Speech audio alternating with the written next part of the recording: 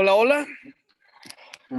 Me gustaría que me dijeran si escuchan para empezar para dar pie al inicio de esta semana, este gran programa, La Voz del Residente, hoy lunes en anestesiología.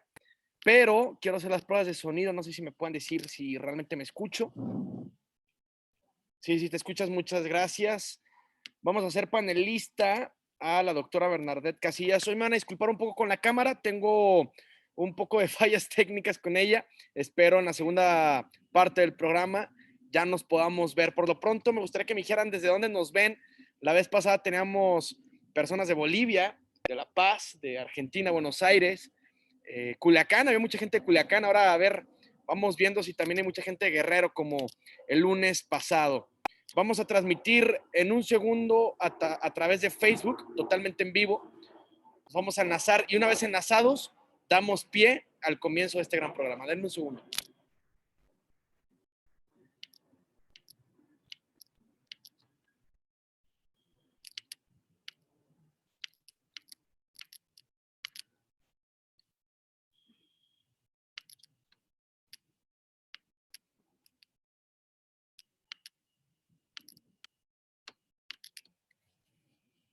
Bueno, dando ya a las 8, horario del centro de México, damos por empezado este gran programa, su programa La Voz del Residente en Anestesiología.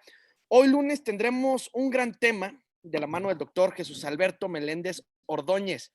Él es R2 de Anestesiología, egresado de la Universidad Autónoma de Tlaxcala y actualmente su sede es el Hospital Juárez de México. Nos trae el tema, ahí les va, traumatismo cráneoencefálico en anestesia. Doctor Jesús Alberto, ¿me escucha? ¿Cree que pueda prender su cámara y micrófono, por favor? Hola, hola, buenas noches. Hola, Sí, hola sí, Jesús, lo qué escucho gusto me bien. da saludarte, ¿cómo estás? Bien, bien, bien, muchas gracias. Qué bueno, perfecto. Bueno, antes de darte pie a que empieces con tu presentación, me gustaría invitarlos a todos a que le den like a la página de Facebook, La Voz del Residente, Instagram, La Voz del Residente, y todo lo que se diga aquí en este lunes se va a subir a YouTube, a Medical Legal Center. Es importante que se suscriban para que todos los lunes se encuentren contenido enriquecedor, contenido de valor, y no se pierdan nunca de estos detalles, de estos grandes exponentes que tenemos, como la noche de hoy con el doctor Jesús. Por último, recordarles el mensaje comercial por parte de Medical Legal Center. Si tú requieres alguna de sus pláticas y aprovechando en este momento de pandemia que están totalmente gratis, manda un correo a atención.mlc@gmail.com.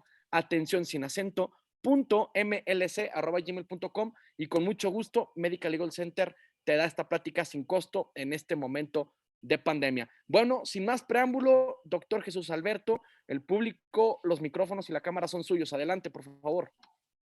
Listo, nada más un ¿Sí puede momento compartir tu comparto. pantalla? Voy.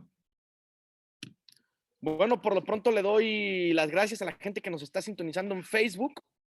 Muchas gracias, háganse presente y salúdenos. Importante la dinámica, te la explico rápidamente, Jesús. Tendrás 30 minutos para exponer tu tema. Pasando los 30 minutos entrará Bernadette Casillas, nuestra mentora de hoy, a complementar tu charla, a cuestionarla si es necesario, dar tips. Posteriormente pasaremos al mejor público que existe, que son los residentes que están aquí con nosotros, para que enriquezcan este programa, para que enriquezcan esta presentación con sus preguntas, comentarios y saludos. Yo, Tony Bachi, de la mano con Bernadette Casillas, daremos voz a sus comentarios y preguntas, pero es necesaria su participación para que realmente sea enriquecedora este programa y este lunes y empezar la semana con todo. Sin más preámbulo, doctor Jesús, ahora sí, adelante. Listo, pues muchas gracias, buenas noches a todos. Gracias, Tony, por tu amable presentación. Agradecido por la oportunidad de compartir este tema, que veremos que es un tema amplio, vasto y que ya veremos que todos estamos involucrados en el manejo de este que es traumatismo craneoencefálico y anestesia. Bueno, un segundo, listo. Bueno, entonces los objetivos del tema de la charla de hoy, vamos a hablar de la definición, de la epidemiología, la evaluación, el diagnóstico y el manejo anestésico. Entonces, de primera instancia, hablaremos de la definición, la cual recordemos que la guía de práctica clínica de nuestro país nos dice que es una adición directa de estructuras craneales encefálicas o meningias que se presenta como consecuencia de un efecto mecánico provocado por un agente físico externo que puede provocar originar un deterioro funcional del contenido craneal. Asimismo, el CDC nos dice que es una alteración de la función neurológica, sin otra evidencia de patología cerebral causada por una fuerza externa. Eh, Hablando un poquito de epidemiología, recordando que el Sistema Nacional de Vigilancia Epidemiológica nos da algunas cifras un tanto alarmantes por las cuales nosotros deberíamos de tomarle importancia a este tema, recordando que es la primera causa de defunción en la unidad de cuidados intensivos, es la primera causa de hospitalización en el servicio de urgencias en adultos, tiene una frecuencia 3:1 con una mayor prevalencia en hombres, un 79%, y un 21% con respecto a las mujeres. Y estos, el último dato es como el de vital importancia, es la primera causa de discapacidad en el grupo etario de 14 a 45 años. Entonces, si nosotros nos damos cuenta, impacta directamente en un grupo activamente productivo y es discapacitante. Entonces, nosotros debemos estar encaminados a evitar esta discapacidad en la medida de lo posible. Hablando un poco de la etiología, pues es variada y heterogénea. La principal causa pues, son los accidentes automovilísticos en un 44%, y ya de ahí vemos una etiología variada, caídas del plano de sustentación, por proyectil de arma de fuego, por contusiones directas, por atropellamiento. ¿Cómo lo vamos a clasificar? Lo podemos clasificar por el mecanismo. Puede ser un mecanismo cerrado, por un trauma cerrado, un trauma penetrante. Por la gravedad, de acuerdo o en relación a la escala de coma de Glasgow, lo podemos clasificar en leve, moderado y grave. Por la morfología, de acuerdo a la lesión de la estructura, puede ser una lesión a nivel de la bóveda o de la base. Y por las lesiones intracraniales que podemos encontrar, que podemos ser focales o difusas dentro de las focales, pues recordemos que podemos tener al hematoma epidural, al hematoma subdural, y dentro de las lesiones difusas, pues podemos tener el daño axonal difuso. Eh, Hablar un poquito en relación a la cinemática del trauma, pues recordemos que igual va encaminado a las diapositivas anteriores, podemos tener un impacto directo o lesiones por aceleración y desaceleración, o también por lesiones por ondas expansivas. ¿Y esto en qué nos va a beneficiar, o en qué nos va a perjudicar, o en qué nos va a ayudar a decir que el daño es directamente proporcional a la magnitud de la lesión que encontremos? Entonces, es importante para nosotros en una evaluación preanestésica saber cómo fue el mecanismo de lesión para nosotros igual imaginar o sospechar la magnitud de lesión que nos podemos encontrar. Eh, Esta imagen se me hace interesante y hace alusión a que, como todo en medicina, es un trabajo en equipo. Entonces, todo va a repercutir y va a impactar directamente en la mortalidad o en la discapacidad de nuestros pacientes. Tanto lo que se haga como manejo prehospitalario, en urgencias, en el quirófano, en el piso de medicina interna, tanto en la unidad de cuidados intensivos, nosotros tenemos que preservar o optimizar el trabajo que se haga en los servicios anteriores. Entonces, tenemos que trabajar en equipo con todos los servicios. Entonces, de esta manera nosotros podemos ver y vamos a ver más adelante que todo lo que hagamos va a impactar directamente en la mortalidad del paciente o en su caso, si llega a presentar algún tipo de lesión secundaria y de discapacidad. Entonces, ya actualmente pues contamos con diversas sociedades, diversas guías, las cuales a grosso modo eh, hablan en general de lo mismo, de estos tópicos que vamos a hablar en esta plantilla, en los cuales nos dicen que de primera instancia vamos a tener que hacer en todos estos pacientes una evaluación general. Eh, Verificar que nuestra vía aérea, en dado caso que tengamos que invadirla, tengamos que hacer una laringoscopia gentil. Si estos pacientes tienen necesidad de ventilación mecánica, que estos pacientes tengan una adecuada sedación, una adecuada analgesia. ¿Por qué? Porque estos pueden presentar asincronías con el ventilador y esto impactar directamente en la elevación de nuestra presión intracraneal. Una adecuada evaluación hemodinámica. La mayoría de estos pacientes no solamente van a tener traumatismo craneoencefálico, también muy probablemente tengan algún otro tipo de traumatismo, o sean pacientes politraumatizados, los cuales tengamos que evaluar de forma directa la hemodinamia de estos pacientes. Una evaluación clínica, directamente una evaluación neurológica a través o mediante de la escama de coma de Glasgow, que es una escama súper rápida que la podemos hacer en todos lados y que la tenemos que estar evaluando de forma constante.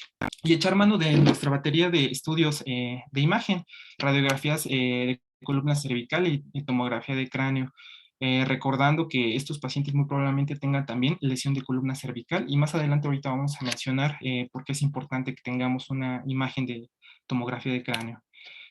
Como entonces lo vemos, el diagnóstico tiene que ser multidisciplinario, todos tenemos que colaborar, principalmente todo esto tiene que ser mediante la clínica manda siempre, y echar a mano y del abordaje de nuestras imágenes de radiodiagnóstico.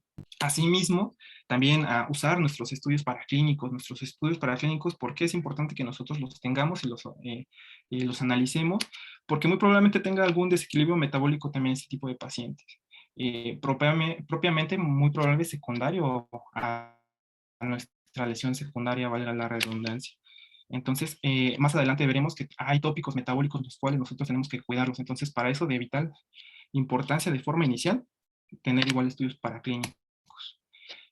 Como ya lo mencionamos, la evaluación clínica, lo que nos va a ayudar la escala de coma de Glasgow directamente a clasificar el traumatismo en leve, moderado y grave, bueno, leve, moderado, severo, perdón, en relación a la escala. Eh, ¿A quién se le va a solicitar una imagen de tomografía? Esto haciendo alusión a las diapositivas anteriores. Tenemos actualmente dos escalas, que son los criterios de Nueva Orleans, en los cuales nos dice que se les va a solicitar una tomografía a pacientes que tengan más de 60 años, que tengan episodios de cefalea, vómito, intoxicación por alcohol o drogas, apnesia, traumatismo por arriba de la clavícula y que presenten convulsiones. Los otros criterios con los cuales contamos son los criterios canadienses, los cuales nos habla de un riesgo alto y un riesgo moderado. En pacientes con riesgo alto, a los cuales se les solicitará una tomografía, serían pacientes que tengan una escala de Glasgow menor a 15, pero que tengan fractura abierta o con depresión de cráneo, signos de fractura de la base, 2 o más episodios de vómito o que tengan mayores de 65 años. Estos pacientes, bueno, estas escalas de entrada les van a ayudar en el servicio de urgencias a solicitarles una tomografía, pero a nosotros también nos pueden ayudar porque son focos rojos con los cuales nosotros podamos sospechar que estos pacientes se van a deteriorar de alguna otra manera y sean candidatos a que ingresen a un quirófano. Entonces, de alguna manera, estos criterios también nos atañen a nosotros. Eh, entonces, ¿qué vamos a encontrar en la tomografía craneal? ¿Qué nos va a ayudar? Para verificar el origen de la lesión, dónde está la lesión, su localización y así clasificarla. Entonces, de esta manera, pues también debemos, de alguna manera, relacionarnos a visualizar imágenes, a ver, a identificar y saber identificar un hematoma epidural, un hematoma subdural, y de esta manera igual colaborar con el diagnóstico. Eh, Hablando del tratamiento, este es uno de los primeros trabajos que se hizo de forma generalizada para el paciente en estado neurocrítico, en los cuales de forma gráfica nos hace alusión a una escalera, en los cuales son 8 peldaños, 8 niveles. Aquí vamos a ver que hay algunas terapéuticas que esto lo van desencadenando, tal vez no como un tratamiento de primera línea, pero ya veremos más adelante que hay otras bibliografías más actuales que nos los engloba de una forma más sencilla y más práctica, pero ya podemos ver, por ejemplo, que de forma inicial, estos pacientes con un trauma craneoencefálico severo, forzosamente pues deben tener la vía aérea asegurada. Y entonces podemos tener algunas complicaciones, como lo que decíamos, que estos pacientes estén asincrónicos y que directamente esto eleve la presión intracraneal, que no tengan una adecuada sedación y nosotros al meterlo a plano anestésico o a algún plano de sedación adecuada o de analgesia adecuada, pues tengamos una hipotensión en relación al uso de los medicamentos que estamos ocupando. Entonces, cada una de las intervenciones que nosotros hagamos va a tener alguna causa y nosotros tenemos que establecer el riesgo-beneficio de lo cual se va a beneficiar o no nuestro paciente. Pero en esta lámina lo vemos un poquito más sencillo. Hablar de medidas no farmacológicas, una de las más importantes que se ha visto que se benefician estos pacientes es la elevación de la cabecera a más de 30 grados, con lo cual disminuimos la hipertensión intracraniana debido a que hay un mayor eh, drenaje venoso. Entonces, de esta manera disminuye la presión intracraneal de forma importante. Esta elevación de la cabecera, el paciente debe tener la cabeza neutra. Si es necesario, ya sea en quirófano que tenga que la posición de la cabeza esté de forma especial, ya sea izquierda, derecha o de alguna otra posición en la cual lo quiera colocar el cirujano, nosotros tenemos que tener en cuenta que esto igual va a impactar directamente en el aumento de la presión intracraneal. En caso de que el paciente tenga collarín cervical, pues verificar que realmente no esté demasiado apretado este collarín. Igual va a impactar directamente en el drenaje y por consecuencias sobre la presión intracraneana. Nuevamente nos hacen mención en la relación a la sedación y la analgesia, que estos pacientes estén cómodos, que no tengan dolor. El dolor, recordemos que igual va a elevar la presión intracraneana. Eh, Como siguiente terapia, pues nos hablan del uso de la terapia hiperosmolar. Entonces, antes de iniciar el uso de terapia hiperosmolar, pues recordar que estos pacientes debemos tener un monitoreo del sodio sérico y asimismo de la osmolaridad. Entonces, tenemos que, es por eso era de vital importancia hacer el uso de los paraclínicos. Y ya decidir en este caso el uso de manitol o de soluciones hipertónicas de acuerdo a lo que tengamos o de acuerdo a las condiciones en las cuales se encuentra nuestro paciente. El uso de vasopresores. También recordemos que las metas que vamos a tener en nuestros pacientes va a ser una presión de perfusión cerebral de 60 a 70 milímetros de mercurio, y recordar que la presión de perfusión cerebral es dependiente de la presión arterial. Entonces, el uso inicial de vasopresores para tratar de llegar a estas metas, pues es de vital importancia. Y hablando del manejo quirúrgico, que a lo mejor le atañe más a los neurocirujanos, pues que ellos entren a hacer una craniotomía descompresiva o la evacuación de la lesión en el caso que sea conveniente.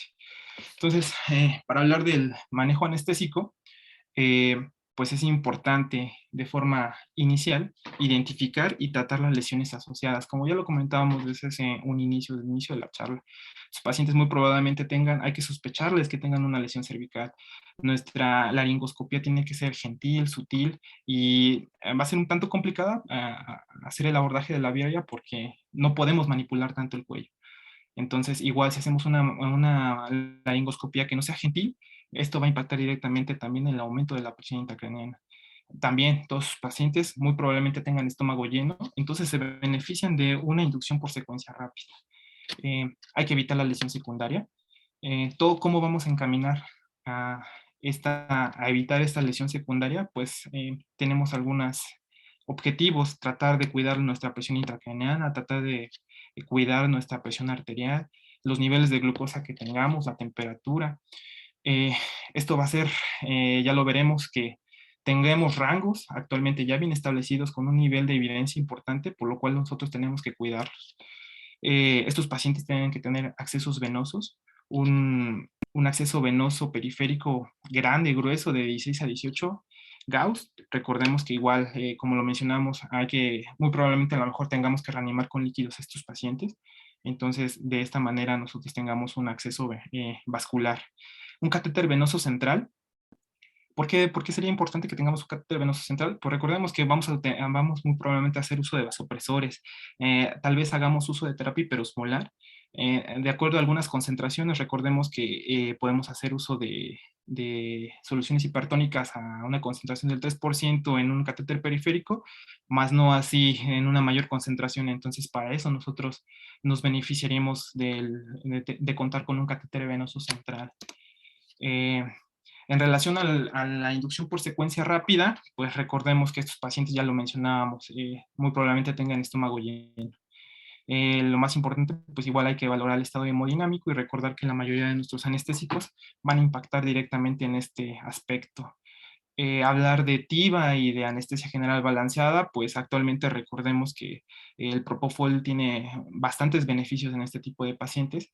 Sin embargo, muchos de nosotros no contamos en nuestros centros a lo mejor con el acceso a anestesia total intravenosa. Sin embargo, hemos visto y se ha visto en algunos estudios que el uso de algunos halogenados a CAMs menores de 1 podrían tener algún efecto similar.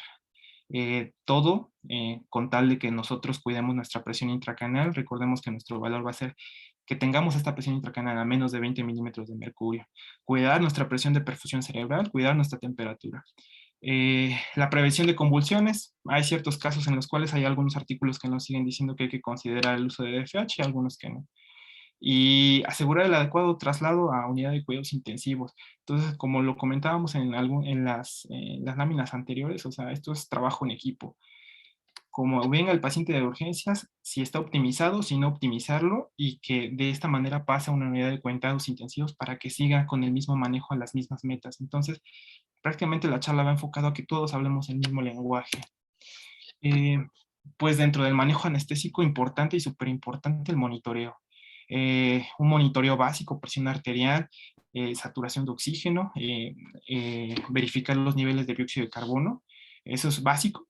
Ya lo veremos más adelante por qué. Contar con una línea arterial, contar con un mecanismo para que nosotros midamos la presión intracraneana. Ya veremos en qué pacientes es indicado que nosotros contemos con estos mecanismos.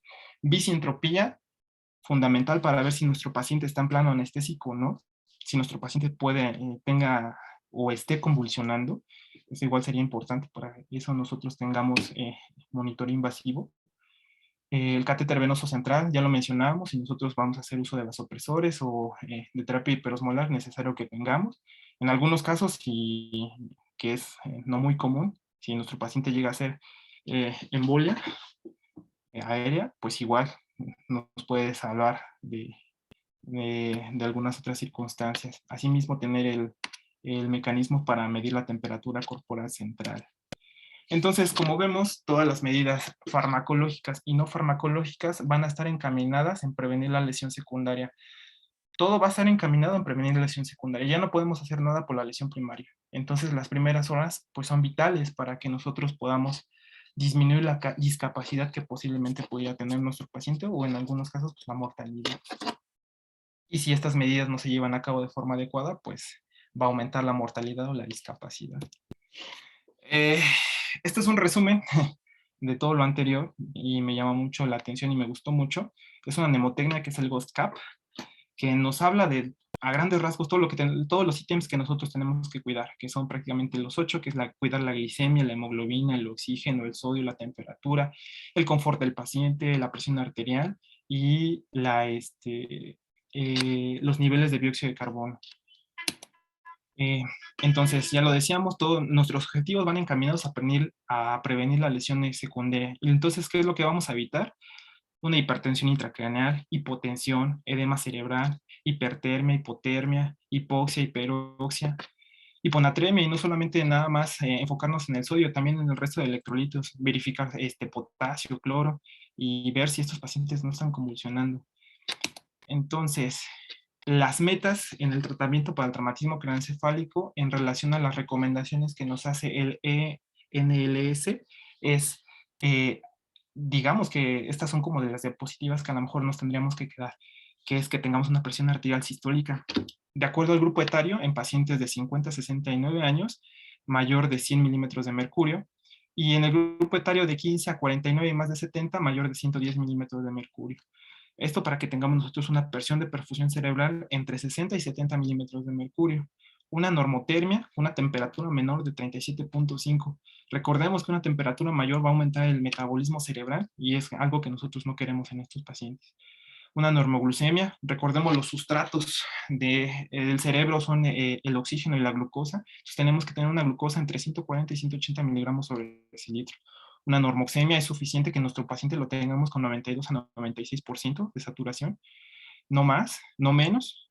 Igual, nuevamente, otro sustrato es el oxígeno. Entonces, con que tengamos a nuestro paciente por arriba del 92% es más que suficiente. La normocapnia. Anteriormente y más adelante vamos a ver alguna lámina donde de forma temprana nos decían que la hipocapnia era beneficiosa para estos pacientes. Actualmente ya sabemos que no. Y tal vez se puede utilizar, pero no de forma como terapia de primera línea, tal vez de segunda o hasta tercera línea. El tener un adecuado nivel de hemoglobina de entre 8 a 10 gramos sobre decilitro es súper importante. Recordemos que pues, va a ser el vehículo por el cual se va a transportar el oxígeno y el paciente en contexto con trauma, pues lo debemos de tener al menos en las recomendaciones de esta guía, es al menos de entre 8 y 10 gramos sobre decilitro. Para puntualizar, esta es la guía para el manejo del traumatismo craneoencefálico severo en su cuarta edición, que es del 2016, y es la que ha tenido más impacto a nivel mundial.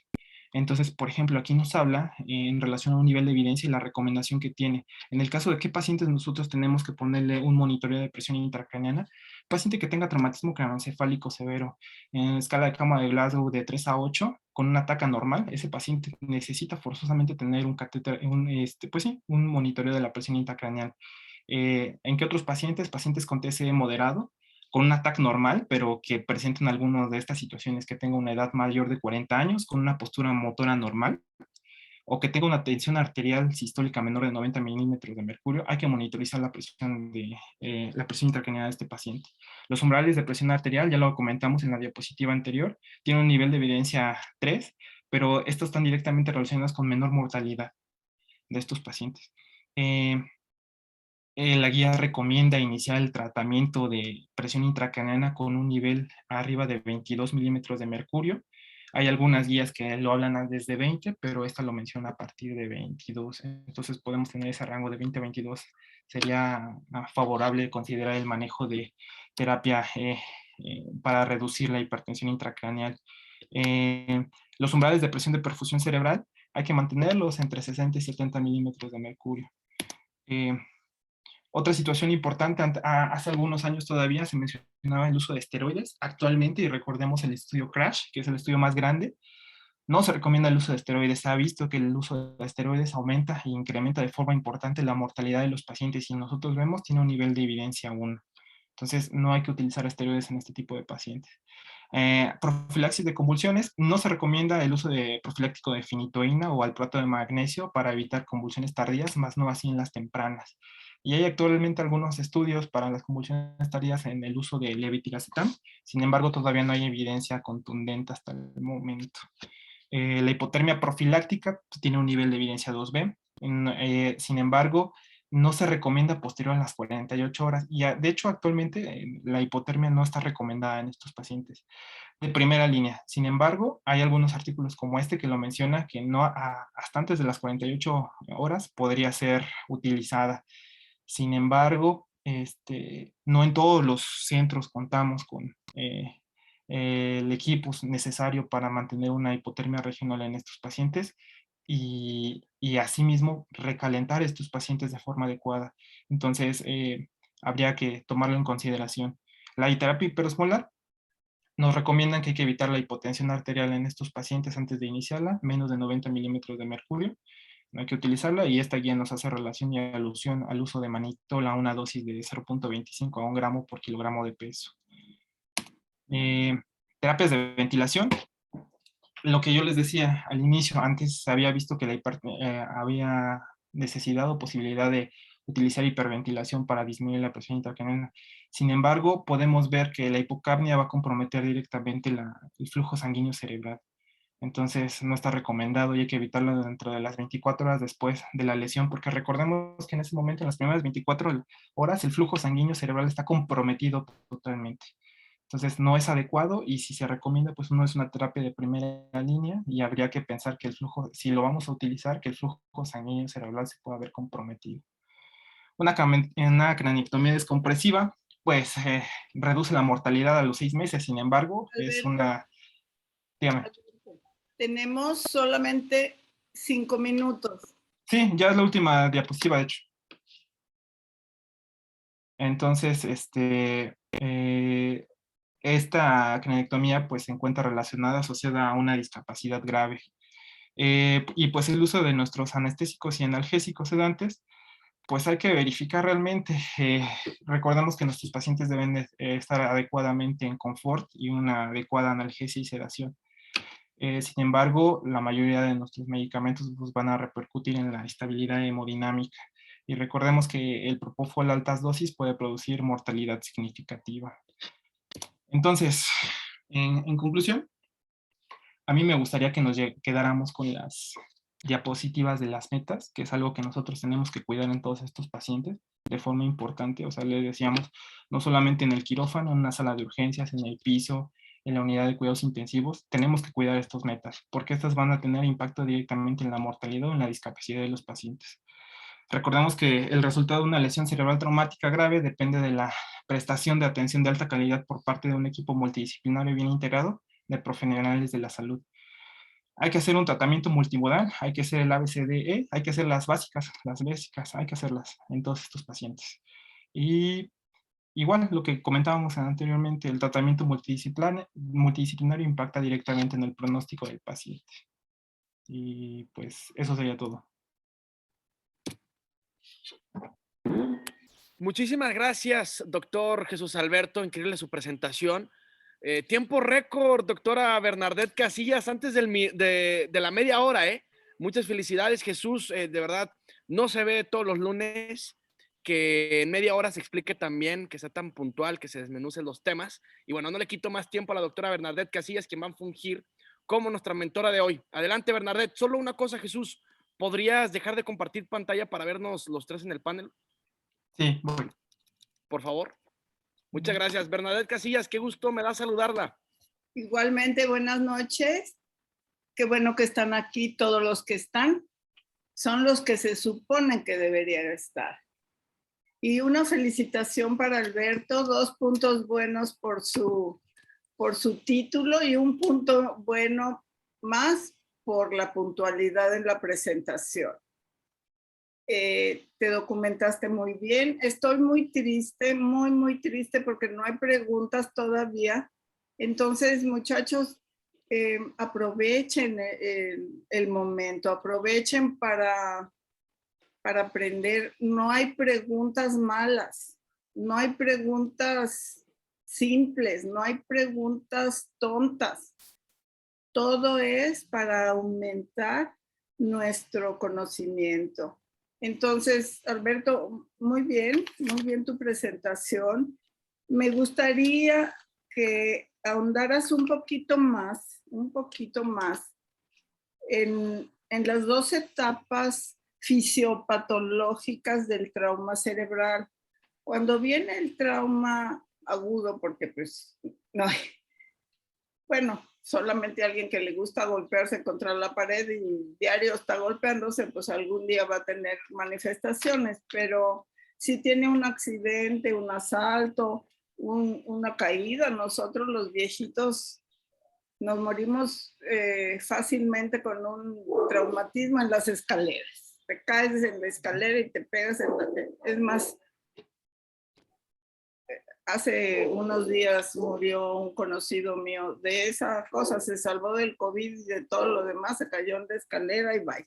Bueno, entonces, viene el traumatismo y el cerebro tiene sus mecanismos de respuesta.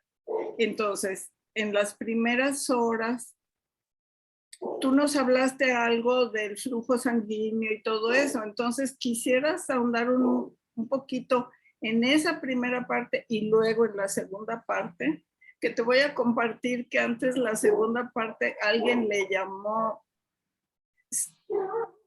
encefalopatía de robo o brain steal, o sea que robaban, ¿no? Entonces, ¿no te gustaría decirnos un poquito más de eso? Sí, claro, realmente pues me enfoqué un poco más al manejo. Sin embargo, sí es importante hacer hincapié en relación a la lesión primaria, a la lesión secundaria. La lesión primaria es algo que nosotros no podemos tener influjo, salvo, y a lo mejor valdría la pena hacer la recomendación de la prevención. La mayoría de nosotros conducimos o tenemos amigos que conducen, el uso del cinturón de seguridad, ¿no? Es a lo mejor lo que podemos nosotros hacer como médicos, prevenir. En eso no podemos hacer más que prevenir. Donde va enfocado todo es a la lesión secundaria y hablamos en los primeros, de hecho las recomendaciones de la sociedad francesa nos hablan dentro de las primeras 24 horas, que realmente las primeras horas son fundamentales para el buen desenlace o el mal desenlace de estos pacientes. Recordemos que igual principios fisiopatológicos como el trabajo de